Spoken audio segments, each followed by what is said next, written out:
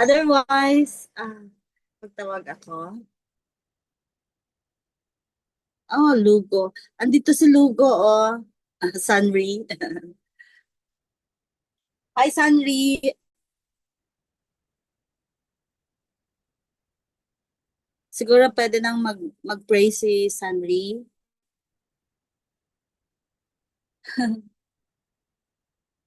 Otherwise, ano, wait lang, Jay Castro.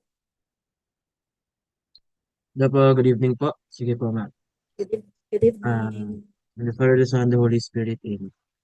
Ama naming kabuhay na Diyos, maraming salamat po sa panibagong araw na ito, sa pagkakataon na binigyan niyo po kami ng time na makapag-review. Naway pagpalain niyo po ang bawat isa sa amin, higit lalo po ang aming ah, mentor na si Ma'am Ana together with Ma'am Jen at sa lahat po ng mga co-reviewees ko po. And pagkalooban niyo po kami ng malinaw na pangunawa, karunungan at maging gabay upang maibahagi po namin ang aming mga kaalaman para sa lahat. At sa bawat lesson po ng aming tinatakil ay palalahanan niyo po kami na hindi lang po namin ito ginagawa para sa aming sarili, kundi para sa paglilingkod sa aming kapwa at sa ating mahal na Diyos. Ito po ang aking sambat dalangin sa tayo sa pangalan ni Jesus. Amen. Amen. Thank you, Jay. Jay, may nagsabi ba sa'yo na kaboses mo si Cheese Escudero? Sorry. Wala po, ma'am. Ka lang? Yes po, first time po. Thank you po. O, di ba? Sino nagka-agree sa akin kan thumbs up? Medyo lang, di ba? Parang younger version ni. Ayan. O, di ba, Elijah? Ayan. Okay. Medyo lang. Di ba? So, I'll share my screen. Thank you for that. Tatawa si Jay. Ah,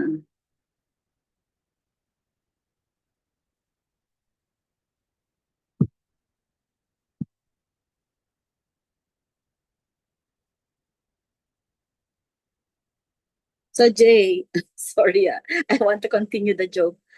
Ah, do you know do you know Kaso ni Keso? I'm just joking Alam mo yan? No, no idea Ah, po, ma'am. Kaso ni Keso? Nagra-rhyme, di No. ba? Hindi mo alam? Yes po, ma'am. Sorry. No idea po. Kaso ni Cheese. Cheese Escudero. So, that's why Kaso ni Keso. Di ba? Maganda bang joke yun? Or shadow bang mababaw? Eds? Kaso ni Keso. Alright. So, minsan lang ako mag-joke. Wala pang, kasi nakaano lahat kayo yun. Walang camera. O, ano? Ano yung late reaction? Anong tawag mo doon? Kapag ka late reaction, Jay, anong tawag mo doon? Napilitan po, ma'am. Joke lang po. Okay. Judge kaya yung nagsabi sa akin nun, so nag-share sa akin ng prosecutor pala ka, so ni Ken. You know what's that? Parang ganun. Pero syempre nahulaan namin kaagad, di ba? Okay, so I'll share my screen. Uh,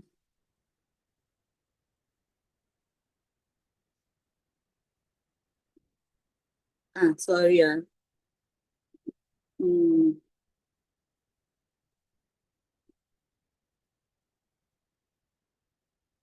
parang nandito tayo. So I finished feminist perspectives and then here. So cyclical or cyclical. So before we proceed to specific cyclical planning process, So there are theories or thinkers behind each of this theory. Pero we need to understand, okay, so when is this um, cyclical, right?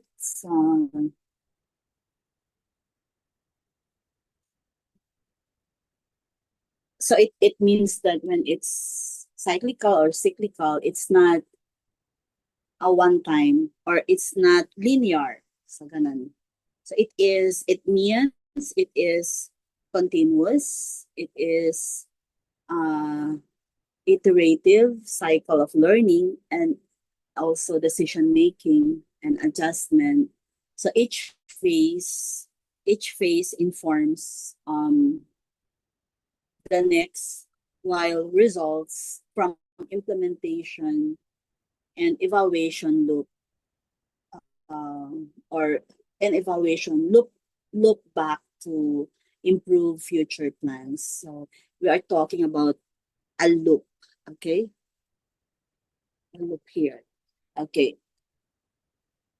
Um, the cyclical nature ensures adaptability, inclusivity, and responsiveness to changing conditions and making sure it's aligned with the principles of sustainable development and good governance. So parang that is the context of when we are, I mean, universally, di ba? So number one, engage partners and build consensus. So of course, lahat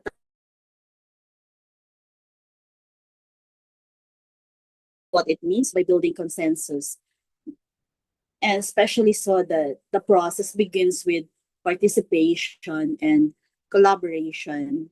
So planners engage stakeholders, including so who are your stakeholders? If, for example, if you're with local government or with national government, so government agencies. Okay, if I'm the MPDC or CPDC or PPDC, of course, one of the stakeholders that I should engage in my work are those people from government agencies. Of course, we have the communities, the private sector, civil society, and many more to define shared concerns, shared values, and priorities.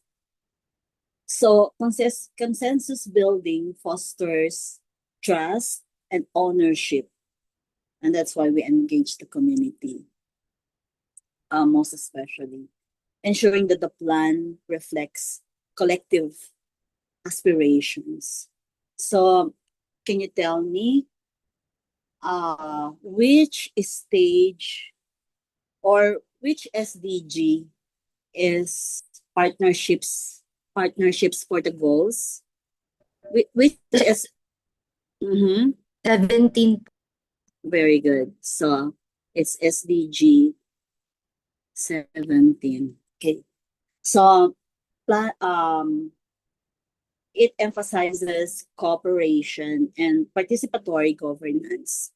So I'm talking about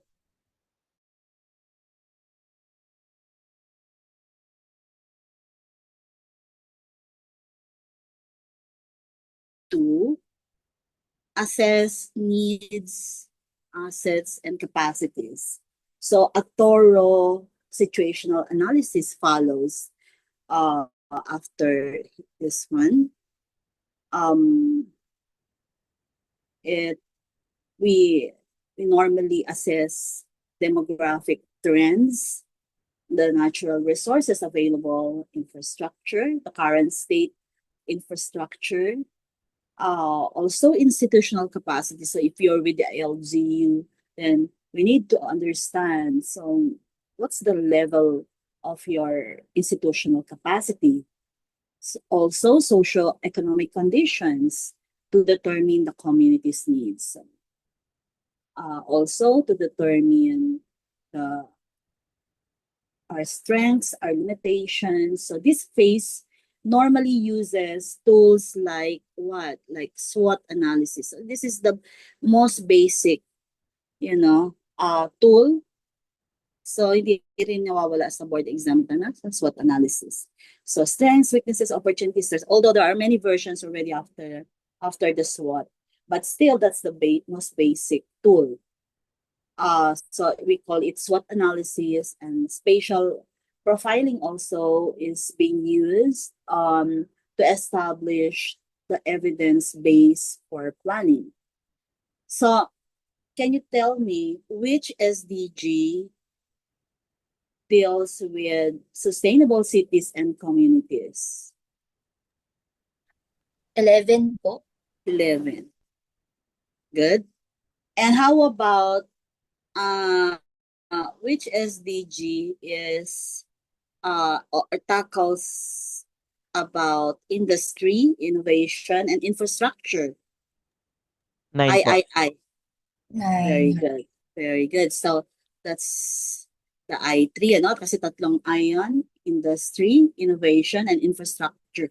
So ganun yung question sa mga board exam. So you need to choose anong SDG number, or babalik ta rin nila.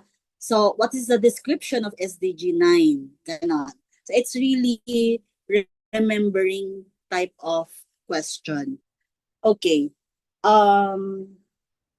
So in this step 2, it grounds decisions on real data and local capacities.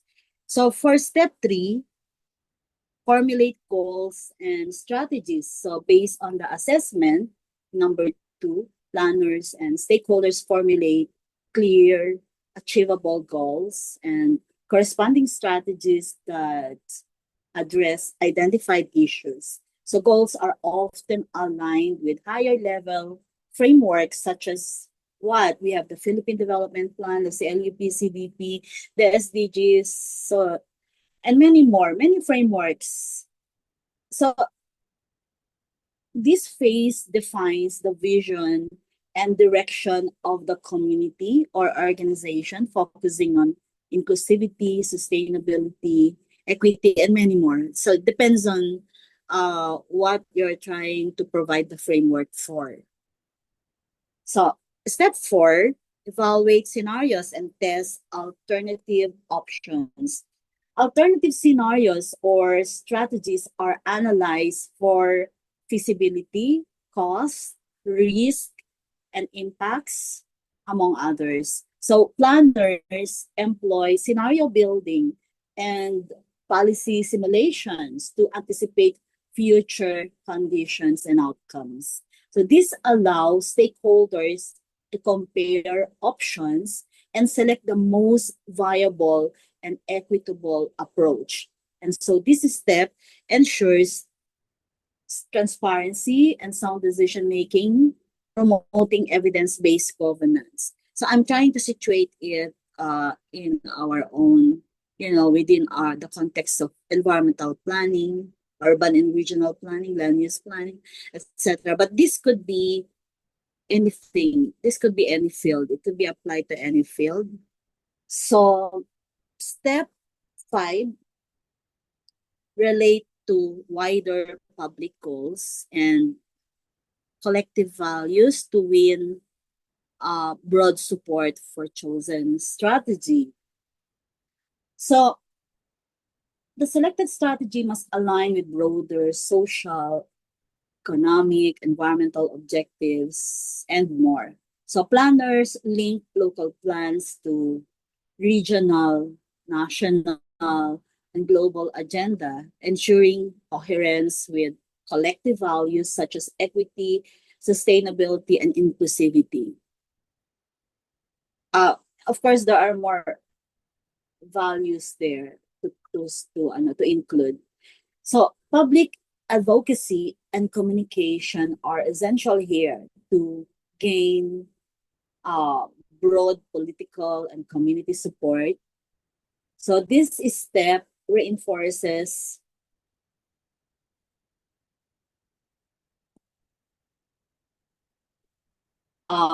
what is peace, justice, and strong institutions. Which number? 16 po. Very good. Gagaling ninyo, ha?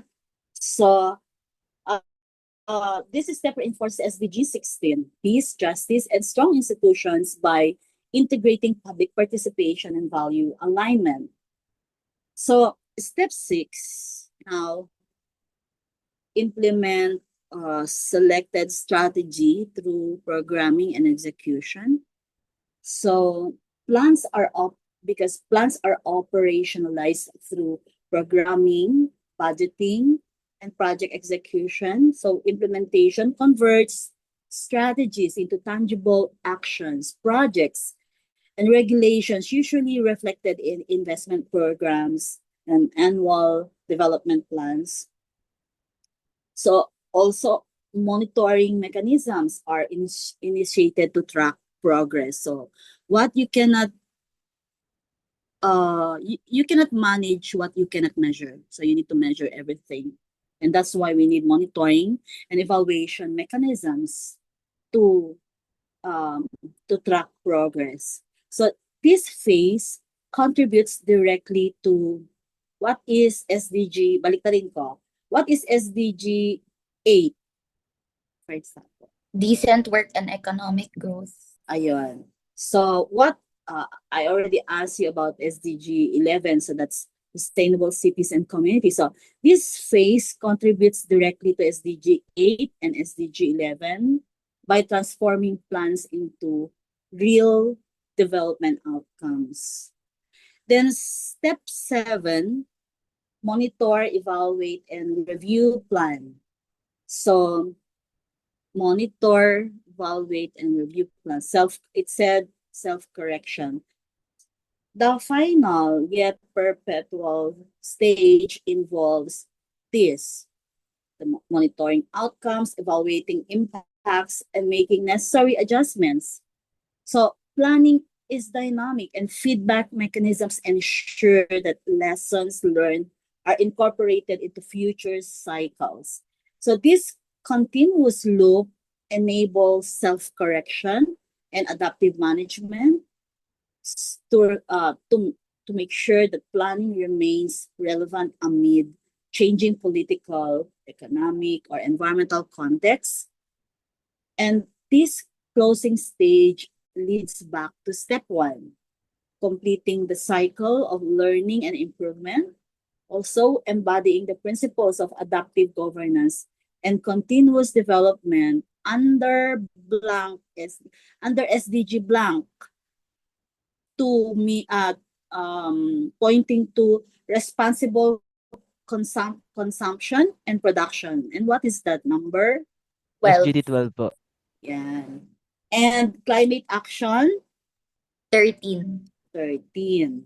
Ayan. So later, siguro by next week, we will have a dedicated lecture on the SDGs para ma-perfect natin yung part na yun. Kasi meron din mga 3 to 5 questions on SDG. Okay? So, but pwedeng more, pwedeng less.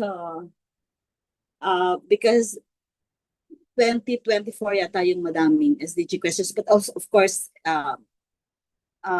this year, binigay ulit yung SDG questions. Okay? So, the cyclical planning process integrates participation, evidence, strategy, implementation, and reflection into an ongoing cycle. It also embodies the modern paradigm of planning. What are these modern paradigms? It's participatory, data-driven, and adaptive, aligning local development with national policy frameworks and global sustainability goals. And so each step is strengthen the others. But there are some people who could really produce more steps, more specific steps than this. But this is the generic one to leading to the next, which is now the model of Francis Stuart Chapin's planning process. So it's a planning process. It's also a model. Well, Francis Stuart is was an American sociologist and urban planner. He conceptualized planning as a systematic, continuous, and cyclical process that connects goals, actions, and evaluation.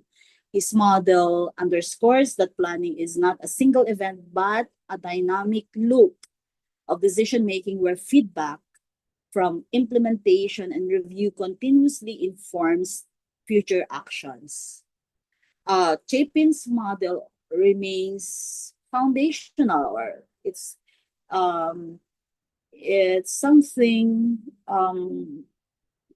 where it has remained significant in urban and regional planning as it integrates analysis, goal setting, decision making, um, execution, and evaluation. So the same essential functions embodied in our current, the rational, comprehensive, and adaptive planning frameworks. So scanning the environment, right? So he Francis Stuart Chapin wanted, or he proposed that scanning environment, so hindi he'll refer to our socio-economic profile, the PSEP. It used to be known as PSEP na physical socio-economic profile. Then it became ecological profile, parang ganun. But as early as the not very recent history, it's so anong year ba si Francis Stuart Chapin? So, but he already had this model, and scanning the environment for him because is should it he, according to Chapin, the process begins with an assessment of existing conditions, collecting and analyzing data on the physical, social, economic, and environmental characteristics of the planning area. This environmental scanning identifies trends, problems, and opportunities that will shape future goals. Chapin also, according to Chapin, it should involve both quantitative, meaning statistics, through mapping, through projections, and qualitative analysis. So qualitative should include stakeholder perceptions, institutional assessments, etc. So qualitative and quantitative. So this step aligns also with SDG 11, that's Sustainable Cities and Communities, which emphasizes evidence-based planning grounded in local realities. But after scanning the environment, so it should follow with goal formulation. So Chapin underscored that once the current situation is understood, planners and stakeholders define the goals and objectives of the plan, what the community or organization seeks to achieve within a specific time frame. According to Chapin, goals are long-term aspirations, while objectives are measurable. They are time.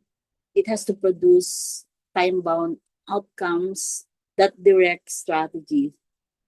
Chapin also emphasized that goals must be realistic, inclusive, and value-based, ensuring they address public welfare and social equity. So hindi nawawala yung social equity, public welfare, etc. Now, determine courses of action. According to Chapin, after setting goals, planners identify possible strategies or actions that could achieve these objectives.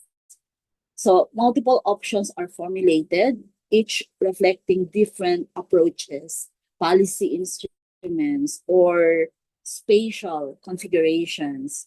So this stage requires creativity and openness to alternatives, considering political feasibility, considering also resource availability and institutional capacity. Again, institutional capacity is there. So Number 4, 1, 2, 3. Evaluate courses of action through available means.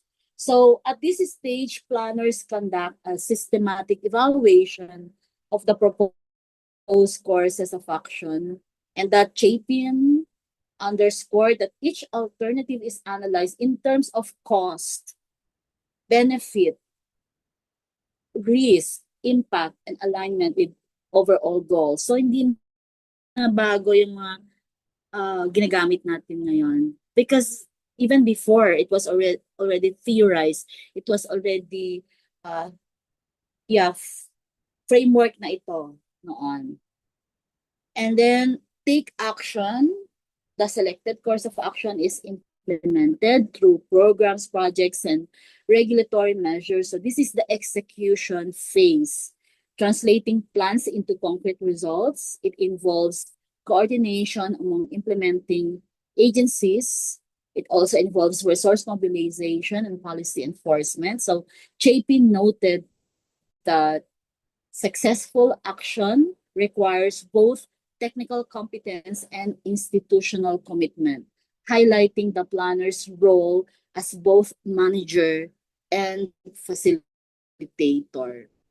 Baka tanungin in the board exams, so what's the role of the planner within Francis Stuart Chapin's model?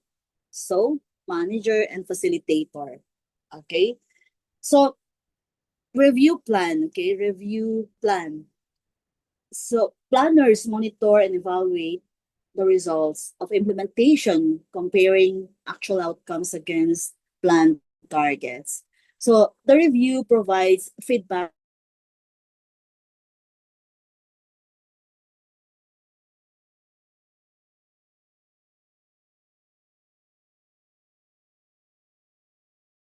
of the process. This makes Chapin's model self-correcting and adaptive, ensuring relevance over time. So you need to remember yung context ni Chapin for each of the models. Meron kayo dapat naalala na keywords, self-correcting and adaptive for Francis Stuart Chapin.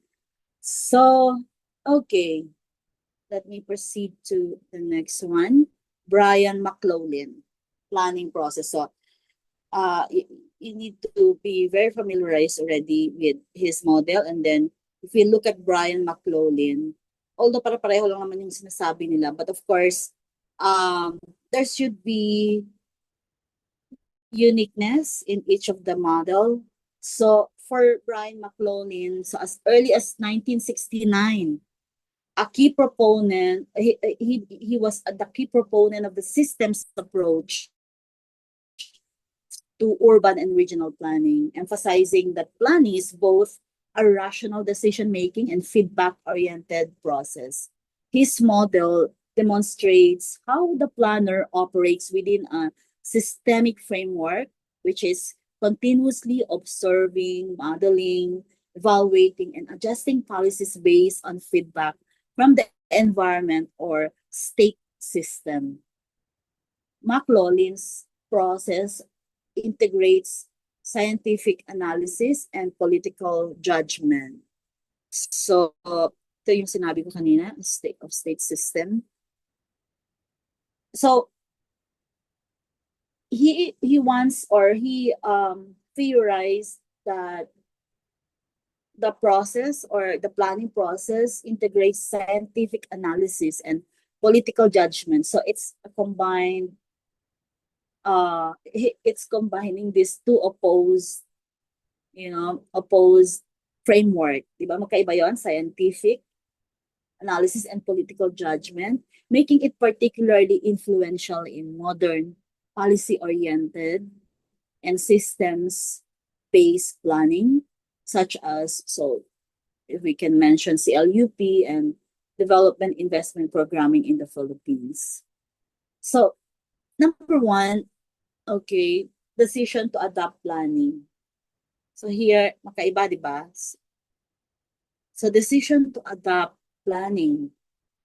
According to McLaughlin, the process begins with a political or institutional decision to undertake planning. This step signifies recognition of a problem or development need, prompting the organization or government to pursue a planned intervention rather than ad hoc or reactive responses. So this stage, according to McLaughlin, is often formalized through enabling laws, executive orders, or local ordinances that define the scope, mandate, and authority of the planning activity. So then goal formulation and identification of objectives. So if we look at that, it's the same. So once planning is adopted, McLaughlin said goals and objectives are defined.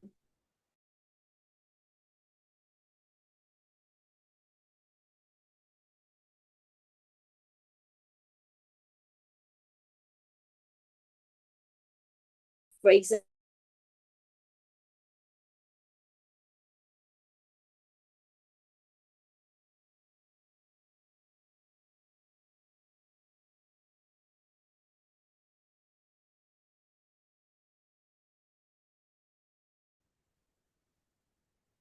okay.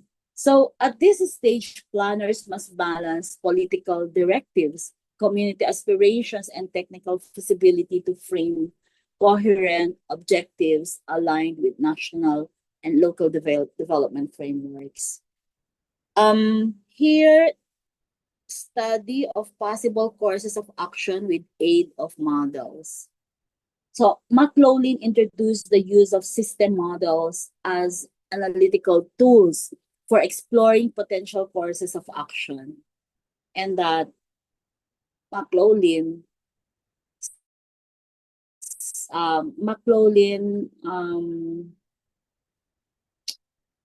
presented, or he theorized that through quantitative modeling, simulation, and forecasting, planners can visualize the yeah he can that planners can visualize the probable impacts of different interventions. So models help planners, so that's according to McLaughlin. They're not my words. So models help planners test assumptions, identify interdependencies, and predict the behavior of the urban system under alternative scenarios. So it's very important for McLaughlin to see this one, study of possible courses of action with aid of models. So it's into modeling. Meron bang modeling dito, di ba? Parang it's more generic for Francis Stuart Chapin. Then evaluation here, and then meron siyang more specific course of action by reference to values and costs and benefits. So possible strategies are then evaluated using rational decision-making tools, comparing them based on values, efficiency, feasibility, cost-benefit ratios. So this evaluation, according to McLaughlin, it should go beyond economics. It should consider social equity, environmental sustainability, and political acceptability. So still the political aspect is included in his model. And McLaughlin also suggested that the purpose is to determine the most effective option that achieves the objectives while minimizing trade-offs. Trade-offs when you try to compromise, or negative externalities. So McLaughlin emphasized that while models provide data, value judgments are still central meaning planning remains both a technical and ethical activity. So please note all the keywords. So action through public investment or control over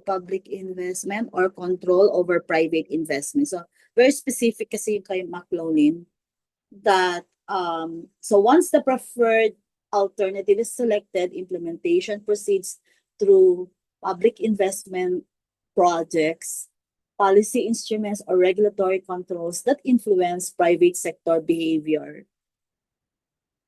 So examples include infrastructure programming, land use regulation, also taxation policies and development incentives. So McLaughlin recognized that the planner's dual role. Again, he describes again the role of the planner, that according to McLaughlin, direct intervention, the planner's dual role should be direct intervention through government programs and indirect influence through regulatory frameworks. So this step operationalizes the plan, translating goals into tangible public outcomes. So if we try to relate it to today, so this tangible public outcomes should be contributing to what we mentioned earlier about SDG 8 and SDG 11 to mean the decent work and economic growth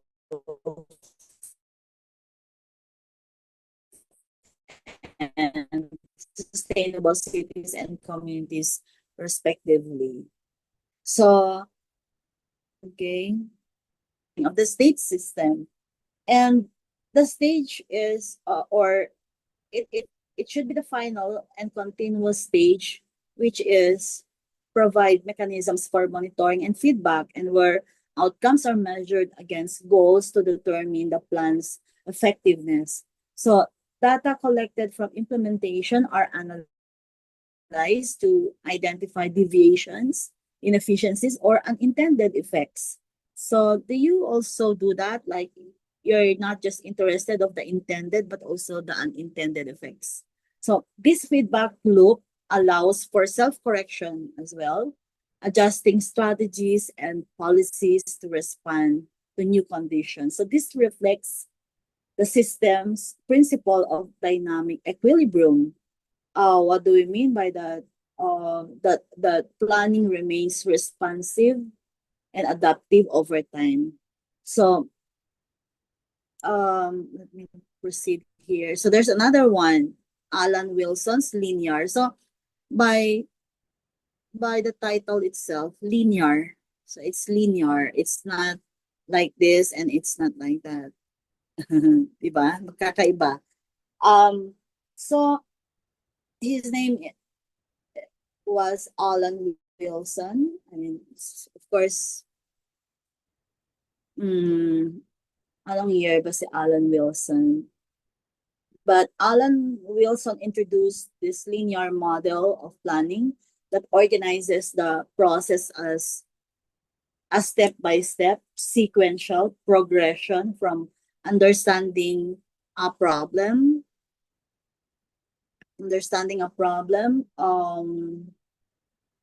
so what else? Yeah, to plan design, and finally to policy and implementation.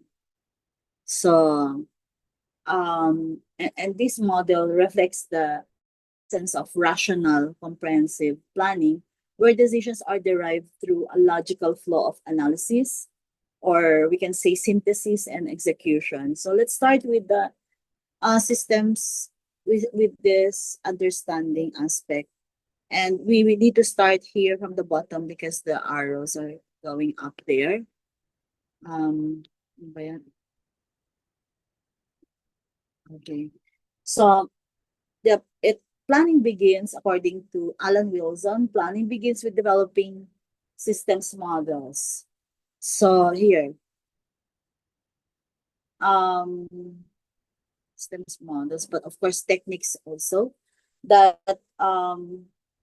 yeah, because planning begins with developing systems models to understand, okay, to understand how different elements of a city or region interact, such as land use, transport, economy, population, etc. So the goal is to create a structured understanding of the spatial and social system, also identifying patterns, dependencies, and feedback loops. So this scientific foundation provide the knowledge base necessary for problem identification. Um, Now, formulation is the design, okay? The design stage. Also, so design techniques, plan formulation. So with the problem clearly defined, planners begin to explore design techniques. So spatial and policy tools, or the design techniques there could be zoning, modeling, scenario building, spatial visualization, which help translate ideas into tangible spatial or policy forms. So this stage marks the shift from abstract understanding, to practical design thinking. So it should combine creativity with analytical rigor. So plan formulation, it included plan formulation there as part of the design, because planners should consolidate, according to Alan Wilson, planners consolidate the results of design analysis into a coherent plan. So that plan formulation is where individual design components are organized into a comprehensive strategic framework that can guide implementation. So it represents the design output on the planning process, linking technical studies with policy making. So we have design problem, design, plan formulation. So in the policy stage, okay, this one,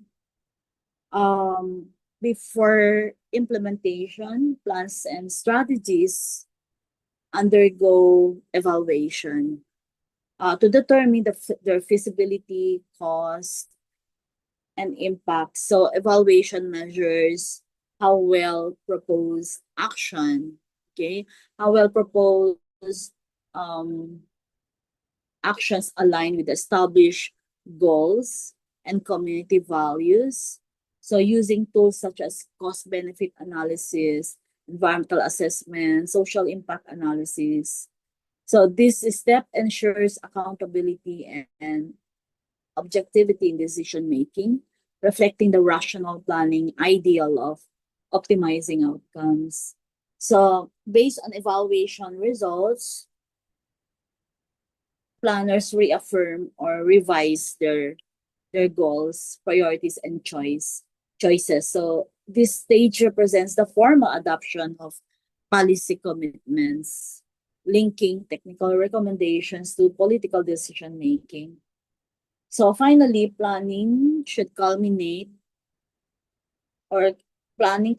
in action, which is the implementation of policies and programs through public investment, institutional mechanisms, or private sector coordination, as this phase translates plans into more realistic change through regulation or through budget allocation, infrastructure development, and stakeholder engagement. And so you would think again of the SDG 17, right? The Partnership for the Goals, to emphasize coordinated action among institutions and sectors. So we're trying to, uh, there was no SDG pa nung araw, but we can already connect the SDGs that we have currently versus those planning processes that have been theorized from, from way back 1960s or even earlier. So, okay. Kanina, no, a bit abstract. Now, we have these approaches already to, I know you are very familiar with Daniel Barnham. And so we will talk about the traditional planning approach. And it was Daniel Barnham who pioneered this one. And traditional planning approach also is known as the master plan approach or imperative planning. Okay, so tatlo yun, ano? Three keywords yun, traditional, master plan, imperative. So please remember the terminologies. And it represents one of the earliest and most centralized models of urban and regional planning. It's historically associated with figures like Daniel Barnham, pero hindi lang siya, but he was the one who championed visionary, long-term, and aesthetically driven urban master plans, such as the Plan of Chicago in 1909. Just imagine, 1909 and the City Beautiful movement. So, dalawa yung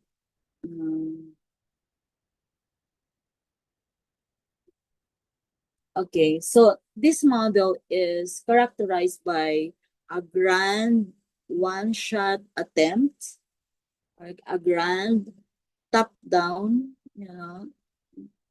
top-down and comprehensive blueprint. Ang daming there are many terminologies that we can associate with his model. Grand, top-down, comprehensive blueprint that dictates the future spatial form and growth of a city or region over a long-term horizon. So yung sa kanya is long range for Daniel Barnham is 20 to 40 years. So please remember this also, the range. And so, yeah, it's a one-time large-scale planning.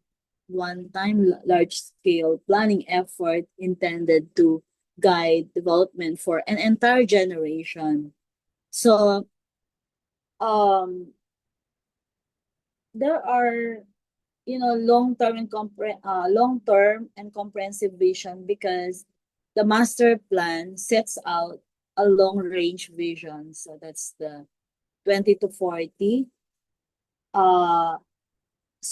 However, it's also rigid and prescriptive nature, which makes it vulnerable to error when assumptions about population, economy, or technology change over time.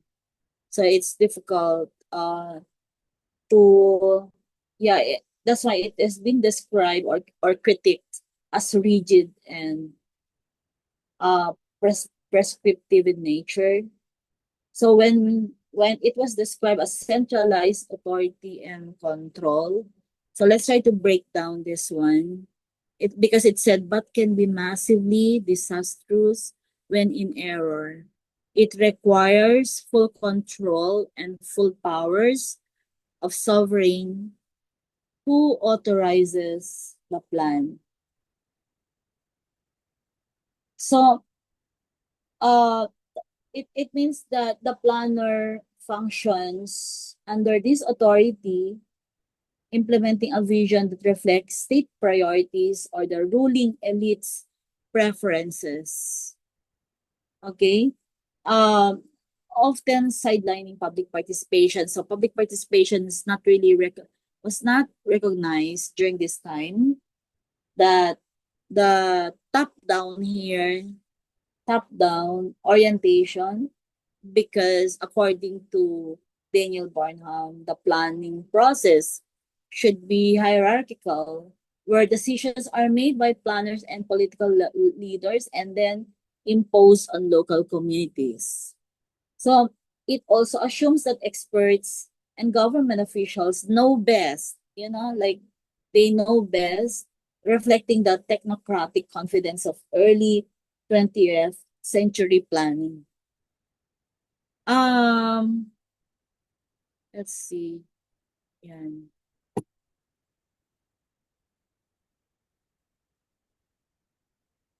So it's strong on physical planning. Strong on physical planning because traditional planning is architectural and design driven, so centering on spatial order. And there are some architecture, there are some terminologies here that we need to understand. Ano yung mga concepts niya? You can break it down. So, um, yung because it's focused on physical planning, so the result was a form of planning that looked orderly on paper but frequently failed to respond to human needs and local dynamics. So it said tends to be atavistic, meaning looking to the past, or pining for a throwback or classical or neoclassical golden age in distant past. So it was described as atavistic, meaning it tends to look backward rather than forward. It draws into inspiration from idealized eras, such as the classical. What are these eras? Classical, neoclassical, or Renaissance periods, often trying to recreate the golden age of urban form. And how do we characterize this golden age of urban form? It's characterized by grand boulevards. It's characterized by monumental civic centers, symmetry, etc. So this backward-looking orientation meant that the approach often imposed Eurocentric ideals of beauty and order on the diverse contexts, so including the colonial territories, um, and so in the Philippine setting, for example, and this legacy is evident in American colonial urban designs, like when he planned when we look at the Barnham's plan for Manila and Baguio, which prioritize aesthetics and governmental function over the lived reality of Filipino communities. What Filipinos really need versus aesthetics. So here it said seems to be more applicable in planning tabula rasa. Tabula rasa, planning from scratch, where there's empty land and no people occupying it, but not when cities are already settled, wherein public consent has to be solicited. So you need to remember also the word tabula rasa. So meaning blank slate, start from scratch. So it also refers to planning new cities or settlements from scratch. When you think about new towns, new towns movement, so that you are practically planning from scratch or from tabula rasa. So where there's little or no existing population or built environment. So in such cases, planners had the freedom to design ideal forms without the constraints of existing land uses, local governance, or public opposition. So um, in this approach became problematic because it does not accommodate existing communities ownership patterns or public participation. Also, modern democratic societies require that public consent be sought. So, particularly where displacement, land conversion, or major redevelopment is involved. So, the master plan model becomes, it becomes outdated and authoritarian also in context where citizens demand transparency these days and inclusion also and adaptive governance. So this model may not be, uh,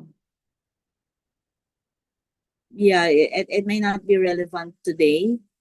But still, we are trying to understand what happened before and what were they thinking before.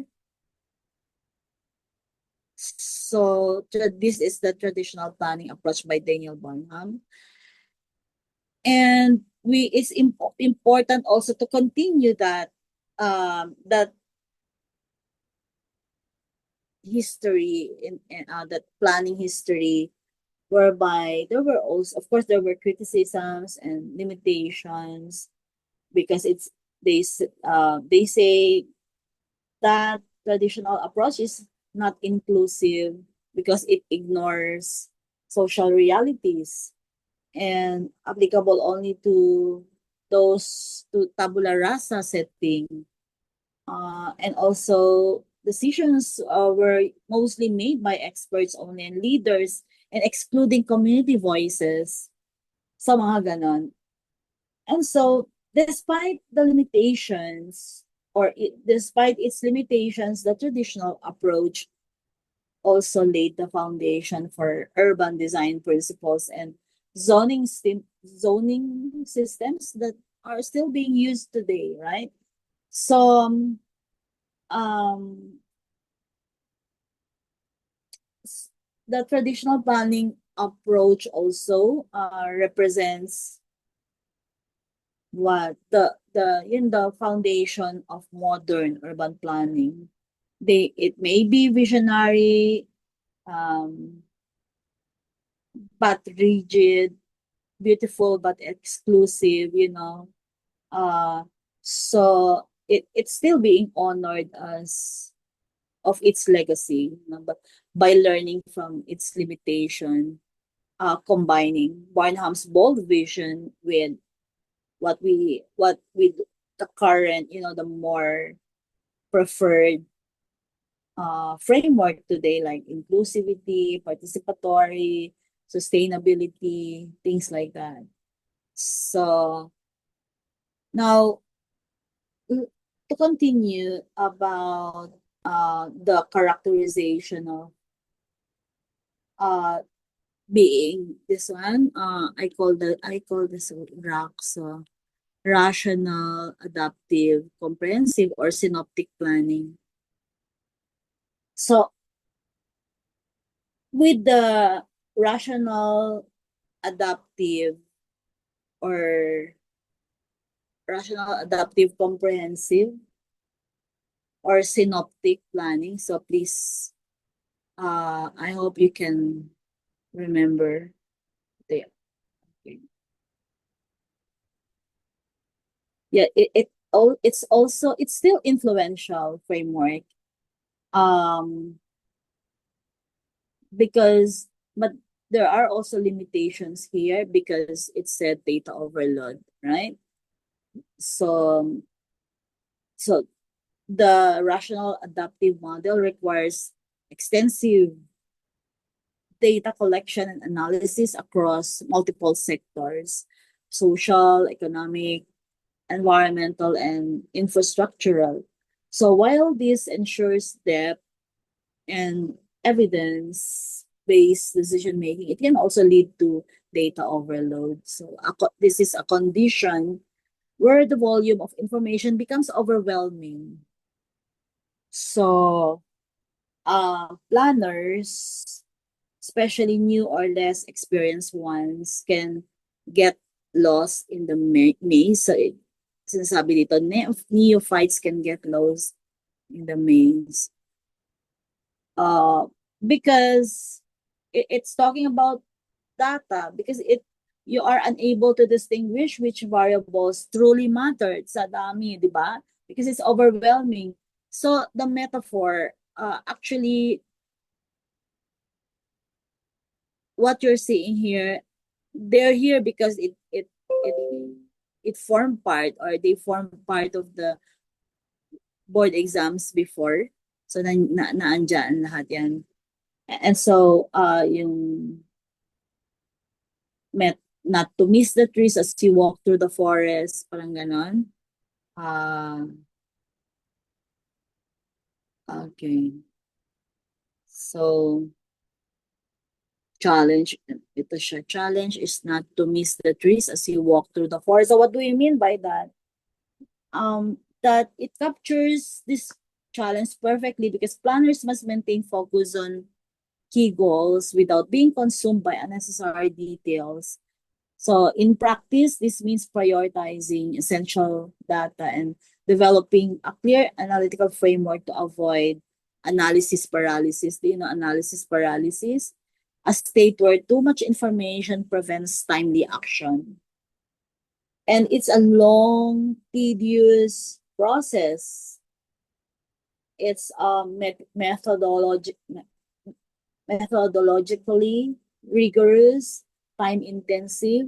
And so each step becomes, like survey, analysis, evaluation, alternatives, consultation, and blah, blah, blah. It takes months, if not years. So even if the most efficient process realistically requires no less than 4 months, making it unsuitable for emergency planning, for example, or contexts that demand rapid response.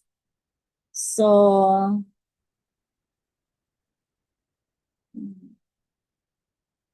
babasahin lang. We still need to cover everything, so para maintindihan natin, no? So, it tends to be static within its own time frame.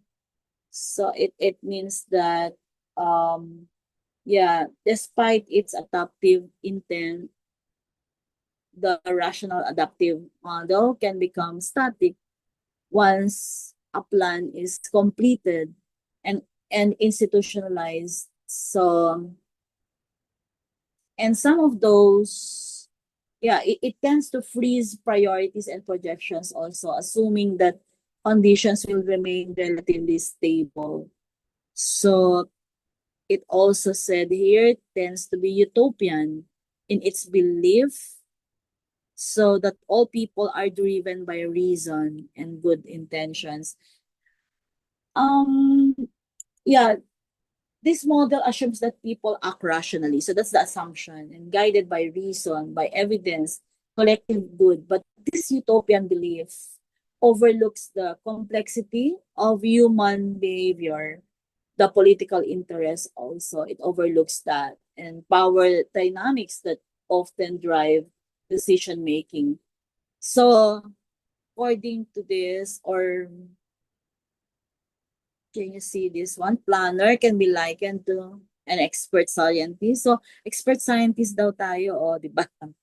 So, technical specialist, forecaster, who is making a prognosis, educating the public on future scenarios. So, under this model, the planner assumes the role of all of this role being expert scientists or technical forecasters. So we analyze data, evaluate trends, make prognosis about possible future scenarios, often through modeling and simulation techniques. So, and I already mentioned about being educator, etc. So the image of the planner reflects the era's belief in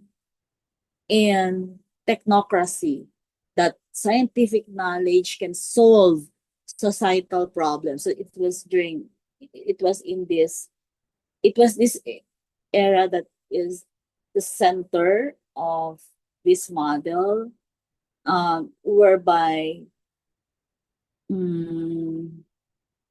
yeah, the, mod well, the scientific knowledge. Okay, it's based on science, and the process should be scientific, and there's no other way to solve societal problems without this scientific knowledge, etc.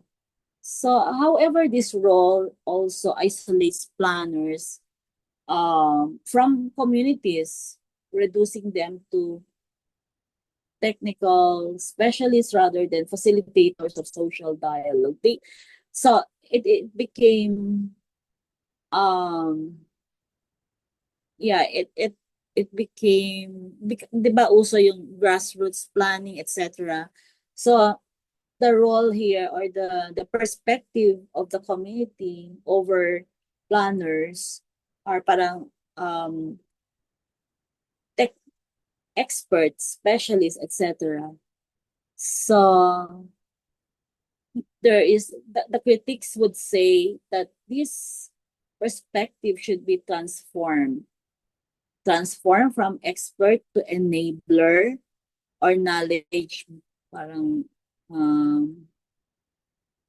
meron bang knowledge broker, or but basta enabler who integrates scientific insight with citizens wisdom, for example. So expert scientists, so ito yung parang ano no, the framework where this model is trying to project the role of planners. Now, to continue that, I think we should, medyo mahaba naman. So, maybe for tomorrow, ito. But let me finish the rack para mas maintindihan natin, because it's too, parang sobrang overrated. Overrated yung mga planners during this time. But do you think so overrated, or talagang it should be like that? Ganyan dapat yung tingin nila sa atin. So because it is wide open process, it can be dominated by powers that be, or by vested interests who seek to upstage the planner scientist. So synoptic planning is criticized for its a priori goal setting. What is that? That experts and people already know the common good before undertaking planning. It presumes a general public interest rather than pluralist interest. So with the high importance given to the role of experts, it also has the tendency to centralize or control. So this model is considered utopian, normative, technocratic. So yeah, but so utopian is when it assumes all actors are guided by logic and good intentions. And what is the implication of this? Well, it becomes unrealistic in political and socially complex settings, right? So being technocratic planner role is when planner acts as expert scientist, di ba? Forecaster, nakalagay din doon, educator. The implication is that it's valuable for analysis, but but when we project, or for example, we adopt this type of characterization or stereotyping for planners within this model, and then as if we are isolating ourselves, or as planners, if we consider kunwari environmental planner yung subject dito, and so we try to parang we isolate, that the planners are being isolated from the community, or from your communities, whereby there's need for public participation, di ba? Yun yung framework as of, that's the current framework, and it needs to be inclusive. The plan and strategies should be like this, should be driven, should be community centric, should be human-centric, etc. And so you cannot do this. I mean, it's they are kind of opposed framework when you say, oh, expert scientist, so hindi mo maibaba yung ano, so overrated. So there's philosophical bias here, which was rooted in, um, yeah, positivist science. And the implication is probably you may undervalue the sentiments of the community, the culture, and the local knowledge. So I hope you are increasing your appreciation of the theories, because it's not really easy to understand. So it tends to be abstract sometimes, but sometimes engaging then, but it may be confusing because we are talking about history and theory, and sometimes we shift also to the current situation, to today's framework, and we need to do that so you will understand that what we are talking is about history and theory, and what were theorized before by by these thinkers, the great thinkers of history, especially planning history, okay, development theory and planning theory. So I would like to end there so that we can continue with strategic planning. Ano yung mga strategic planning models, and then medyo mabigat pa itong iba. So please try to advance your and try to look for some topics already that were posted by Jen on YouTube. So meron tayong, you can already access those so that when I try to discuss again, syempre mag-iiba din yung discussion ko. I mean, it could be longer, it could be shorter. So at least you already have an inkling about those topics. Okay, so I'll end here again so that we can, after planning history, we can go to the 45% yung mga planning processes. Okay, and then dodoblehin ulit natin as soon as maintindihan natin. But Jen, dapat we need to meron dapat tayong mock exams ulit. Practice lang, no? Para mas mahasa tayo. Okay, Jen. Okay.